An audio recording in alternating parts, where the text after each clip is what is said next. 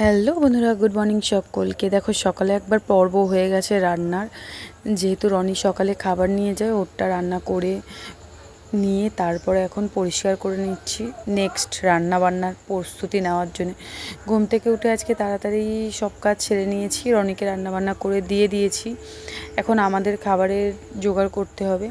এখন রুটি করতে করতে তিশান এসে বলছে, মা আমি রুটি করব। এই যে গোল রুটিটা ও বেলে দিয়েছে, আমি সেখান থেকে কেটে কেটে ছোটো ছোটো লুচি বানিয়ে দিয়েছি ওকে। ওর খুব ভালো লেগেছে, বলছে এটা তো পুরো ফুচকার মতন খেতে মা, খুব টেস্টি, ভালো লেগেছে আমার। তারপরে সকালে খাবার দাবার সারা হয়ে যাওয়ার পরে আজকে যেহেতু বৃষ্টি পড়ছিল না সকালবেলা, তার জন্য বাইরেই ভাতটা বসানো হয়েছে। ভাত বসানো হয়েছে বাইরে। আর দেখা যাচ্ছে এখানে তো মা অনেকগুলো মাছ নিয়েছে, এখান থেকে বোয়াল মাছ নিয়েছে আর তেলাপিয়া মাছ নিয়েছে, সেগুলোকে কেটে পরিষ্কার করছি। আর আমি এদিকে রান্না করে নিয়েছি, আজকে মাটন করেছি আর বোয়াল মাছটা একটু পেঁয়াজ দিয়ে ঝাল করব। তা সব রকম সবজি কেটে নিয়ে আমি এখানে ক্লিন করে নিচ্ছি। ক্লিন করার পরে এত রান্না করব কি, এত গরম পড়েছে, গরমে রান্নাঘরে থাকাই দুষ্কর হয়ে যাচ্ছে।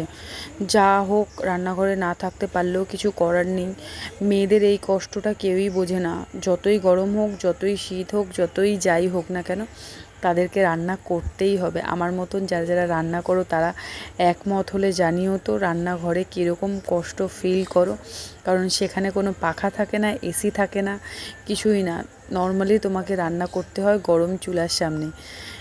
তাই এখানে বোয়াল মাছটা রান্না করে নিয়ে পেঁয়াজ দিয়ে একদম মাখা মাখা ঝোল করব, যাতে বেশি গ্রেভি করব না। কারণ হচ্ছে কি, মাটন করেছি তো, তার জন্যে রান্নাবান্না করে নিয়ে তাড়াতাড়ি করে গ্যাস ট্যাসগুলো পরিষ্কার করে নিয়ে বাসনটাও মেজে নিচ্ছি। তারপরে আজকে আমি একটা বড় কাজ হচ্ছে, আমার এক লাকিকে স্নান করাবো। এইগুলো সব পরিষ্কার করে রেখে দিয়ে গেলে আমি লাকিকে স্নান করিয়ে স্নান নিজে করে নিয়ে তিশানকে খাওয়াতে পারবো।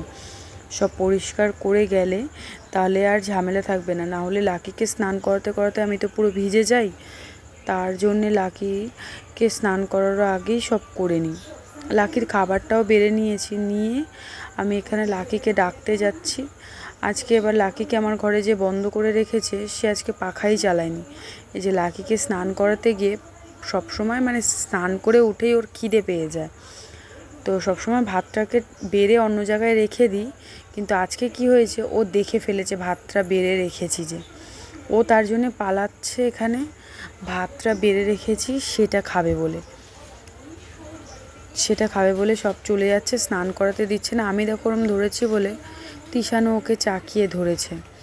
কোনো রকমভাবে আমি আর তিশান মিলে আজকে ওকে স্নান করালাম।